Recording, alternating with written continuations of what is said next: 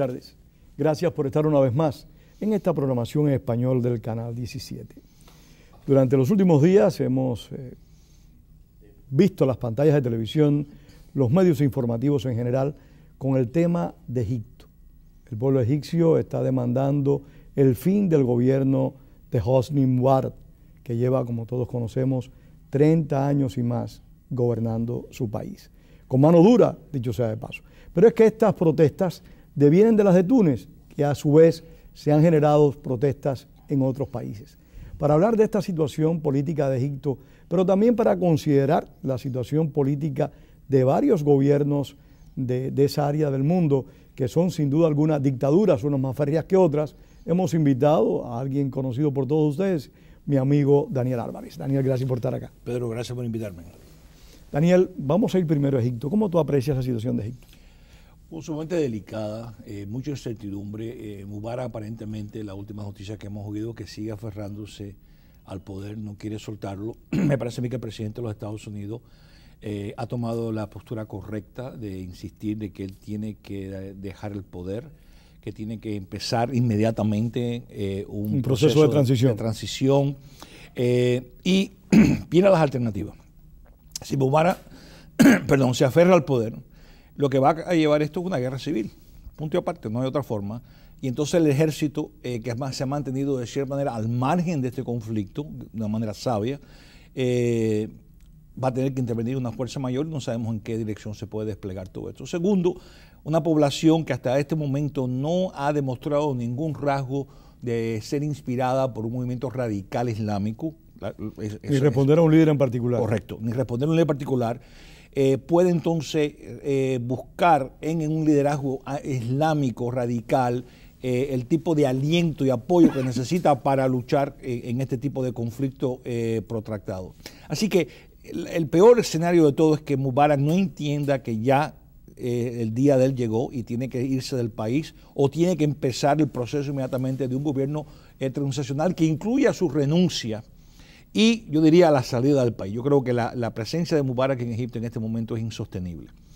La otra opción, que para mí también me preocupa, pero muchos la favorecen, y no está claro dónde está, si los Estados Unidos favorece esta opción, aunque da ciertas indicaciones que sí la favorece, es de que apoye que Mubarak renuncie, se vaya del país y que el vicepresidente Suleimán entonces forme un gobierno provisional con algunos de los grupos opositores o líderes opositores como Mohamed al-Baradei, que está ahora en Egipto, que es un presunto líder de la oposición.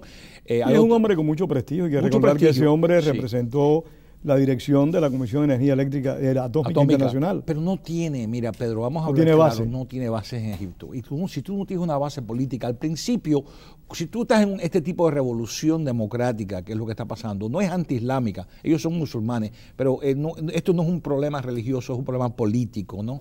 Pero no puede derivar a un problema religioso. Si se queda Mubarak, y los líderes moderados, que yo los catalogo al-Baradei como una persona moderada, al mismo Amir Musa, secretario de la Liga Árabe, también una persona moderada que no tiene ningún interés en el islamismo radical, ese tipo de personas. Es más, yo diría, te voy a decir una cosa sorprendente, la hermandad musulmana en Egipto, sabemos la reputación que ellos tienen por haber sido los inspiradores hace 30, 40 años de la ideología radical de Al-Qaeda, pero en Egipto, todo lo que he oído después que empezó este conflicto y buscando más cómo ellos han trabajado en Egipto, no manifiestan las características virulentas de la Al-Qaeda que nosotros conocemos. Pero vaya, te quiero decir, responder a tu pregunta, si Mubarak fuerza esa guerra civil, entonces, como estos líderes, como Baradei, Amir Musa, Ayman Noor, que nadie sabe quién es, pero fue un opositor también, no van a tener la carisma, no pueden convertirse en el eje unificador de una oposición que pueda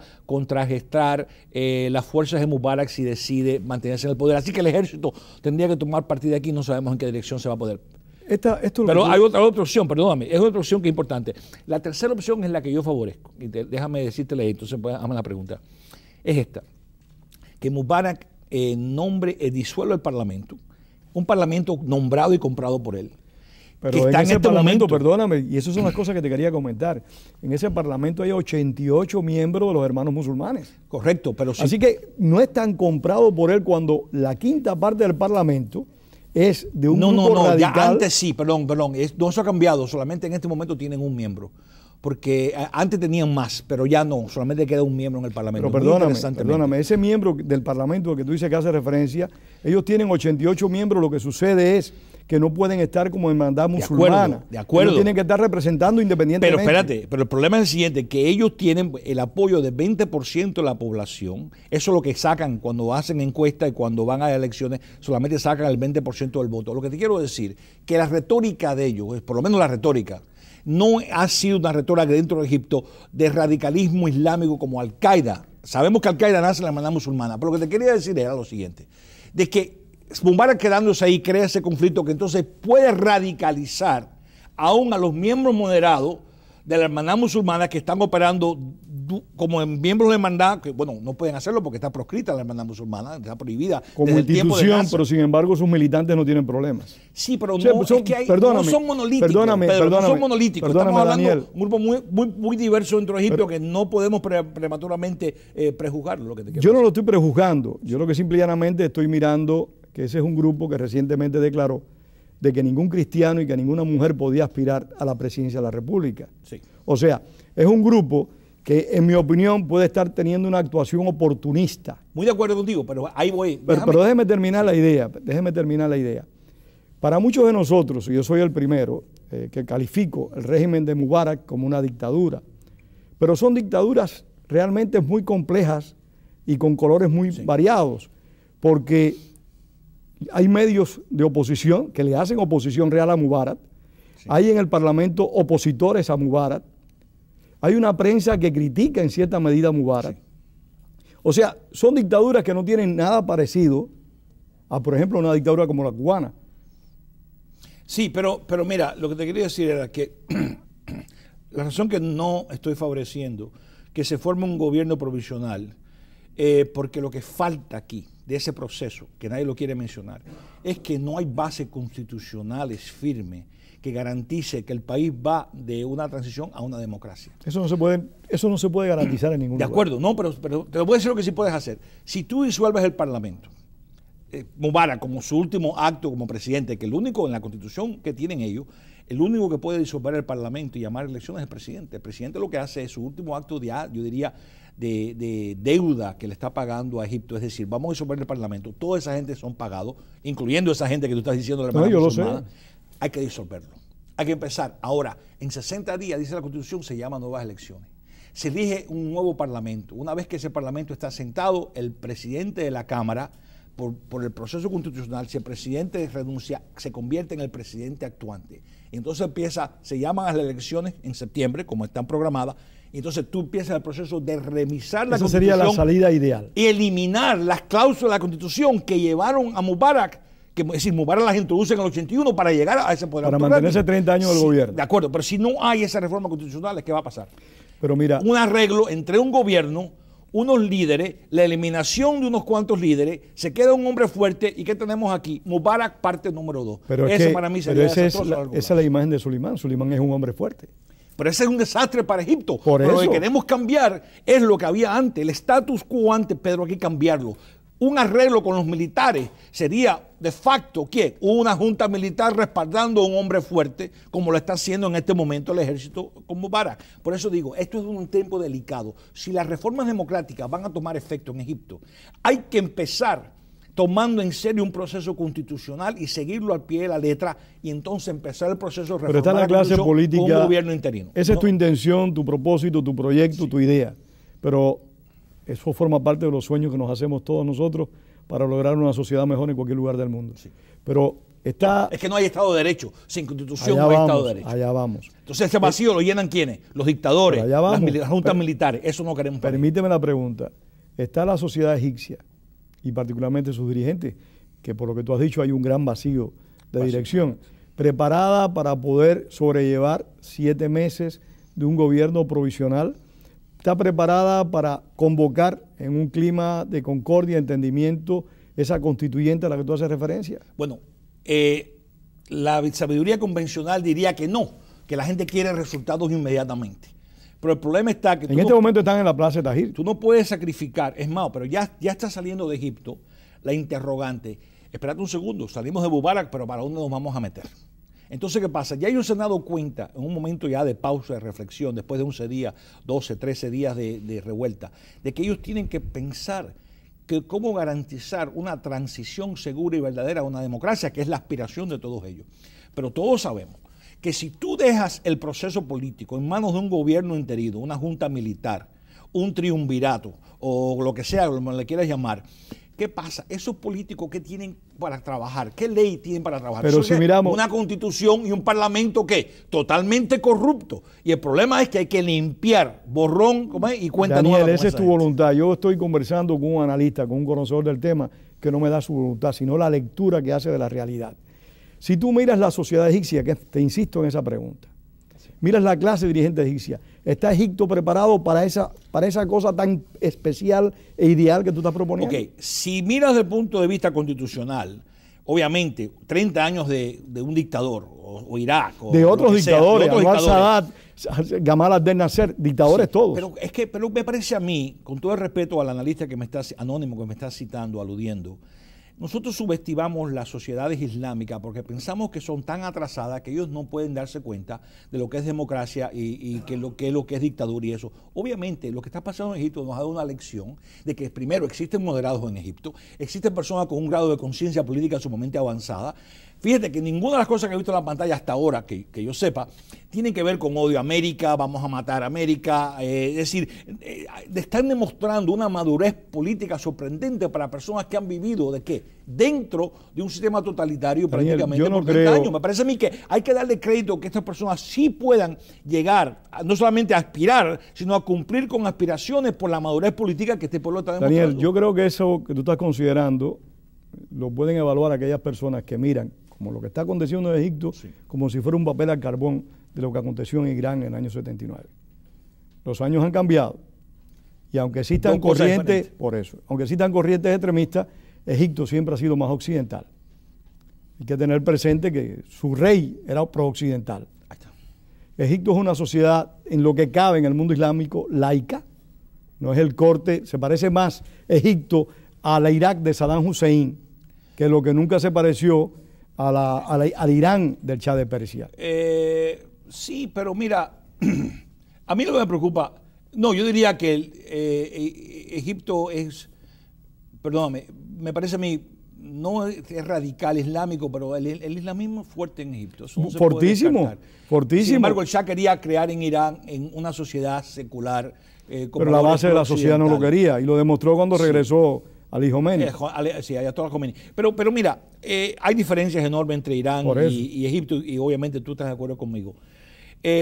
Yo tengo, quizás estoy hablando menos como analista y más como una persona que tengo fe en el pueblo. Yo quiero el analista, es el que yo quiero. Obviamente, fríamente hablando, si yo fuera a apostar que va a pasar, va a haber un arreglo con una junta militar, porque ¿qué? Los Estados Unidos, ya Mike Mullen, el jefe de Joint Chief of Staff, ya habló con los militares egipcios. Los militares egipcios subieron irónicamente hace 1 o 2 semanas aquí en los Estados Unidos. Reciben miles de millones de dólares de Estados Unidos. Exactamente, y los militares ya han manifestado que quieren mantenerse cerca de los Estados Unidos. Y quieren seguir recibiendo el dinero. Claro, pero ¿qué pasa? No podemos hacer.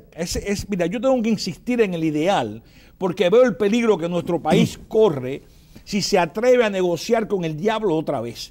Tú no puedes negociar ni con un Fidel Castro ni con una junta militar brasileña por tus intereses de seguridad a corto plazo, porque a largo plazo lo que estás haciendo vas a perder todo. Devolviendo otra vez a Egipto, ¿quién? A otro Mubarak, se llame Suleimán o sabe Al-Badrai. Estoy totalmente de acuerdo con ese último punto. Pero estoy de acuerdo. Pero vamos al tema del analista. ¿Cómo ve la situación? Bueno, la solución más fácil. Yo la veo bien difícil. No, muy difícil, pero mira, ya hoy el viernes Al-Baradei dijo, si el pueblo quiere que sea presidente, yo voy a ser presidente. Al-Baradei. Un hombre listo a sacrificarse por la nación. No es hora de llamarse a ser presidente porque tiene que resolver otros problemas constitucionales. Desgraciadamente, el ego de la gente el afán del poder. Mubarak no es el único hombre que quiere poder. Nosotros conocemos mucho de esos políticos, los conocemos aquí. El protagonismo ya está surgiendo. Están listos a sacrificarse, pero siempre con el poder, nunca dejándolo. Exactamente. Entonces, ¿qué pasa?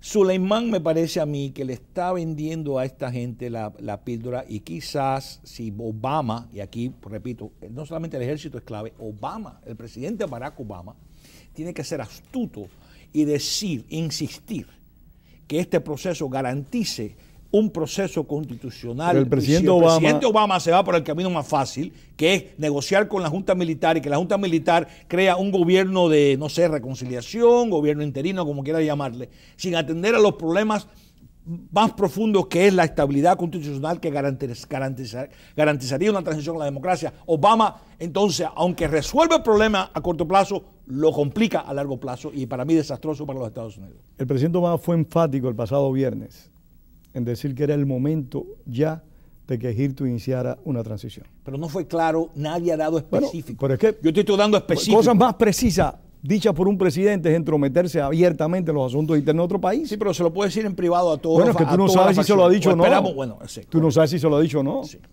No, vaya, estás jugando, la lectura que tú estás haciendo es por apariencias. Lo que puede estar ocurriendo detrás del telón, ese mensaje del Pentágono, de decirle a los militares, no se metan en este conflicto, manténgase distante. Dice mucho. Sí, pero me preocupa. Pocas veces uno ve al Pentágono haciendo recomendaciones de cómo tienen que actuar los militares. De acuerdo, pero mira otra cosa que me preocupa. Yo estoy leyendo como se dice, ¿cómo se dice la expresión? Entre líneas. Entre líneas. Uno siempre busca ciertas palabras clave.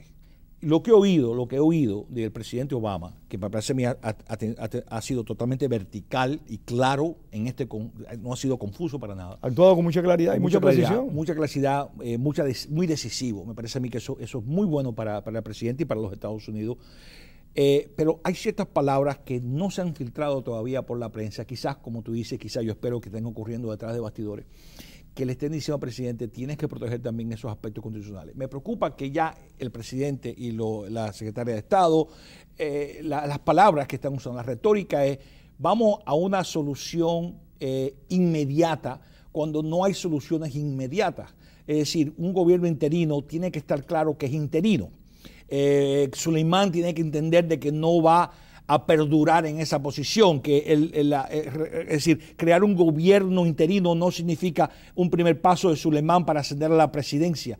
Estas cosas tienen que estar claras. Si no están claras inmediatamente, tú no estás sembrando los cimientos correctos para la transición. Entonces hay dos posibilidades: o se hace bien o se hace mal. Pero esos son los riesgos que se corren en cualquier proceso político si las cosas no se actúan como deben realizarse. Por eso te pregunto, cualquiera de estas opciones que tú has presentado, ¿qué peligro significa para Egipto y para el resto del mundo el hecho de que un grupo extremista islámico asuma la conducción del país, un país de una importancia y de una influencia en el mundo árabe sin precedentes? Porque el país que más influencia ejerce en el mundo árabe es Egipto, pero aparte de eso, el país que en alguna medida ha logrado contener a los enemigos de Israel ha sido Egipto. No, y te voy a decir una cosa. Entonces, el fin de Mubarak, el fin de un Egipto a favor claramente de Occidente, con todos los problemas que tenga el régimen de Mubarak, siempre ha estado identificado con Occidente. ¿Qué puede traerle a Occidente y a Israel en particular? Bueno, si ninguno de estos grupos, incluyendo la hermandad musulmana, mira, no vamos a poder negar, y me parece que eso ha sido parte del mensaje del presidente, que hay que hablar con todos los grupos. La hermandad musulmana es un grupo que está en Egipto desde el año 1928. Ignorar a esa gente me parece a mí que sería fatal, porque lo que quería es crear simpatía por un grupo que ha sido proscrito desde Nasser, desde el 52 para acá. Entonces me parece que es un factor. Pero decía Machiavelli, mantén a tus amigos cerca de ti, a tus enemigos aún más cerca de ti. La única forma de neutralizar a los radicales dentro de la hermandad musulmana, y todo lo que estoy leyendo de Egipto es que la hermandad musulmana no es monolítica, que hay sí radicales. Hay contradicciones dentro de ellos. En estos días ha habido declaraciones de varias vertientes. Exactamente, así que no es una entidad monolítica, es aislar a los radicales y marginarlo, y entonces trayendo a los más moderados, los más razonables, que sí estén dispuestos a contemplar la existencia de un Estado de Israel contiguo con un Estado palestino, una solución de dos estados. Si eso se puede lograr, obviamente es la meta. Me parece a mí que si tú creas un ambiente de, como te dije, los más votos que ha sacado la hermandad musulmana en Egipto ha sido 20%. Sí. Que eso te quiere decir que no quieren o no, el pueblo egipcio tiene mucha más madurez. Pero acuérdate, como se dice, entonces nunca llegarían a esa posición de poder. Pero si se crea una crisis, por ejemplo, que Mubarak se aferra al poder, que es el primer escenario, entonces el único grupo organizado con raíces profundas en el suelo de Egipto, ¿quiénes son? Son la hermandad musulmana. Entonces los elementos moderados serían desplazados y los más radicales entonces asumirían una posición de liderazgo. Daniel, un 20%. Ese sí es un peligro. Un 20% en una organización política, en el marco de una población, es extremadamente peligroso si tiene voluntad de poder. Y la hermandad musulmana ha demostrado desde los años 20 que tiene voluntad de poder. No han llegado al poder, pero tienen voluntad para tomarlo. Sí, pero mira, ellos en los últimos 30 años, Al-Qaeda los odia porque la hermandad musulmana en Egipto ha aceptado el proceso político como el camino. No es que ha participado en el proceso político. Ahí está. Mientras que Al-Qaeda ve al proceso político como un proceso totalmente ilegítimo y la única solución a Egipto o a cualquier país musulmán es la dictadura del islamismo. Pero hay vertientes en la hermandad musulmana a la que tú hacías referencia hace un rato, esas contradicciones que hay dentro de ellos, que están a favor de la Sharia, que están a favor de crear un Estado islámico fuerte y cerrado. Sí, pero hay Sharia y hay Sharia. Es decir, no todo el país interpreta la Sharia de la misma manera y nada en la Sharia, es decir, es más, la escuela legalista de Egipto, acuérdate bien, hay 4 escuelas de leyes, cómo interpretar la Sharia. Una de las más liberales es la Shafi, que es de Egipto. Es decir, la tradición de Sharia en Egipto es la más liberal. Creo que la otra más liberal es la Hanifa. Sí. Quiere decir que no estamos hablando de una tradición de Sharia de corte fundamentalismo extremo como lo que vimos en ¿dónde? En Talibán y en Pakistán. Y en Irán. Y en Irán. Esa no es la Sharia de ellos. Quiere decir, dentro de la misma Sharia hay diferente interpretación. Segundo, la Sharia no manda en ningún momento odio contra Israel, que no se reconozca el Estado de Israel. Eso no es parte de la Sharia. Ya el gobierno de Egipto, la constitución actual, es una especie de documento híbrido, donde reconoce la Sharia para asuntos personales, como divorcio, matrimonio, pero en asuntos penales seculares occidental. Quiere decir, ya ellos se han dado cuenta que había que adaptar la Sharia a las circunstancias de Egipto. Hay que ver cómo lo asume un nuevo gobierno que pueda acceder al control. Claro, si viene una persona radical de corte, por ejemplo, que simpatice mucho con la ideología de los islamistas, de imponer, es decir, una dictadura del Islam, vamos a poner esa palabra, ¿no?, para que la gente entienda, en Egipto, entonces sí estamos hablando de un radicalismo que va a afectar a las mujeres, que va a afectar los derechos humanos, que puede traer una serie de atrocidades. Sí, un cuadro similar a lo que aconteció en Afganistán y lo que acontece en Irán. ¿Pero qué va? Egipto, tú lo has dicho, no es Irán, no es Afganistán, no es Pakistán. Estamos en un país que ha estado bien cerca del occidente, por lo menos desde el año de Sadat. Y depende mucho de Occidente también. Y depende mucho de Occidente, pero la clave es lo siguiente: los militares dependen tanto y tienen de los Estados Unidos, tiene tanta buena relación con los Estados Unidos. Y sería bueno que viéramos, dependen de Estados Unidos y de Israel también. Correcto, exactamente. Pero ¿qué quiere decir eso? Que el peligro de la hermandad musulmana disminuye cuando tú pones en perspectiva las relaciones tan íntimas que tiene Egipto con el occidente y las instituciones militares con el occidente. La institución militar siempre puede ser un check, como decir, una muralla para parar ese tipo de exceso. Pero ¿qué pasa? Si tú, por eso vuelvo al punto inicial, si tú descansas, pones tu confianza que los militares, porque están del lado tuyo, van a resolver el problema, entonces volvemos a las juntas militares y que quitan y ponen presidente. En mi opinión, los militares nunca resuelven los problemas, agravan los problemas. Pero el proceso constitucional es la única muralla contra todo tipo de extremismo, incluyendo las juntas militares. Lo que está aconteciendo en Egipto para muchos es consecuencia de lo que aconteció en Túnez. En los últimos días hemos visto cosas novedosas, protestas muy serias en Damasco, y el rey Abdalá II ha tenido que tomar medidas rápidas para evitar que esas protestas sean más grandes. Ya el presidente de Yemen dijo que no iba a volver a aspirar y que su hijo tampoco aspiraría. Túnez, aunque ya hay cierto control, todavía hay situaciones de crisis. El fermento se siente. ¿Puede estas cosas repercutir, estas manifestaciones en Libia, Marruecos y Argelia? Sí, en ciertas sociedades como Argelia y Marruecos, que son mucho más abiertas, los estragos pueden ser mayores. Gaddafi, obviamente, todo el mundo sabe y él mismo sabe que es un dictador y él puede usar todas las medidas represivas y poder extirpar, es decir, suprimir un movimiento, porque él no responde a ninguna instituciones transparentes, ¿no?, o democráticas. Aunque supuestamente es una república, dice él, ¿no? Pero lo que te quiero decir es, sí, yo creo que todos esos son vulnerables. Jordania ya empezó. Una de las cosas que hizo el rey Abdalá II dijo se bien anticipó. Claro que él iba a tomar medidas, cambió el gobierno, nombró un nuevo primer ministro, ha tomado medidas muy radicales. En Arabia Saudita yo espero que esta ola de espíritu de reforma no antiislámica, pero obviamente no inspirada por el islamismo de Al-Qaeda o de Pakistán o de los talibanes, esto va a continuar. ¿Tú crees que Arabia Saudita cambie? No sé si cambia, pero sí va a causar, en Bahrein ya se sabe que van a haber No, y hubo protestas en Jeddah hace cuestión de 10 o 12 días. Mira, Yemen es peligroso, te voy a decir por qué, porque Yemen tiene una presencia de Al-Qaeda fuerte en el sur, porque es un país que está dividido por guerra civil y por un conflicto de los chiitas. Y que a la vez puede afectar a Arabia Saudita. Ahí está. Entonces, como Al-Qaeda sí puede aprovecharse porque tiene base dentro de Yemen y va a complicar la situación. Arabia Saudita, por supuesto, me parece a mí que las monarquías tienen que entender de que no son eternas y que tienen que haber cambios sustantivos, o si no, esta ola va a llegar. Es más, yo asimilo lo que está pasando en el Medio Oriente, no lo que pasó en Irán en el 79, a lo que pasó en Irán en el 2009 y lo que pasó en el bloque soviético. Hay un espíritu de libertad que esta gente ya no puede controlar.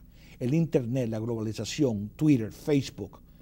Yo estoy recibiendo de amigos míos que tienen amigos en Egipto, diariamente visiones, imágenes de lo que está pasando allí, casi instantáneamente. Quiere decir, el espíritu de libertad es contagioso. Egipto y el Mediano Oriente ha estado en un contacto íntimo con Europa y los Estados Unidos. Y poco a poco eso se va filtrando. Y me parece a mí que el espíritu de libertad es importantísimo y es incontenible. No hay tirano que pueda contra ello. La única cosa, y quiero concluir con esto, que este fervor de libertad se siente en Cuba. Y me da tristeza que hasta el momento esa chispa no ha llegado a nuestro pueblo. Y cambié de tema súbitamente, pero lo entiendes por qué. Porque cuando yo veo a esta gente, cuando yo veo a esta gente poder levantarse de la manera que lo están haciendo, espontáneamente casi, ¿no? Con el valor que se han enfrentado a una junta militar, bueno, se han desafiado a los militares, los militares no se han metido con esa gran cantidad de jóvenes. Es envidiable, y son jóvenes. La gran cantidad de jóvenes que se subieron a los tanques, sin saber si esos tanques iban o no a disparar. Bueno, que es parecido a lo que pasó, ¿te acuerdas? En China, en Tiananmen Square. Pero aquí, por lo menos, los militares, gracias a la deuda que le tienen a los Estados Unidos, dijeron, nuestro destino está con el Occidente, no está con Mubarak, está con la libertad, no con Mubarak. En ese sentido, han actuado correctamente. Pero los militares son militares. Si no se controlan con un proceso constitucional, volvemos a Mubarak, parte número 2. Llámese Suleimán, llámese el nombre que tenga. El nombre que tenga. Y ese es el peligro. Porque esta constitución y este parlamento están complícitos con el status quo antes. Y con esa gente hay que cortar para que esto sea una verdadera revolución democrática. Daniel, se nos acabó el tiempo. Muchísimas gracias a ustedes una vez más por haber compartido con nosotros esta tarde y les esperamos el próximo domingo de nuevo en Opiniones. Gracias, por supuesto, al profesor Daniel Álvarez. Daniel, un placer como siempre. Un placer. Tremenda pregunta.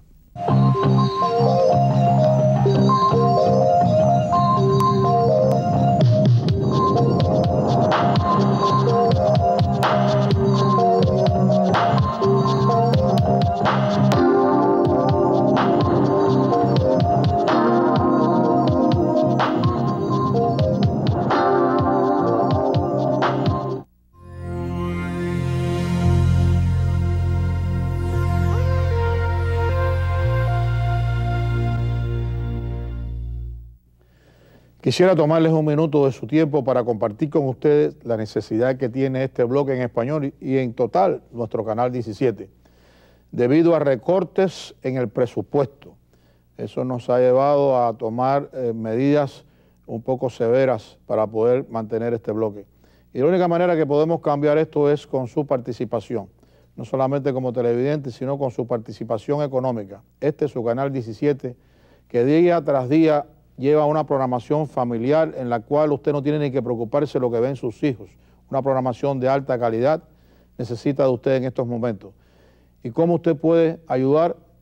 Enviando su donación, no importa la cantidad, cualquier cantidad, aunque usted no lo crea, es importante para este su canal 17. Por favor, ayúdenos a mantener este bloque en español con su participación económica. Muchas gracias.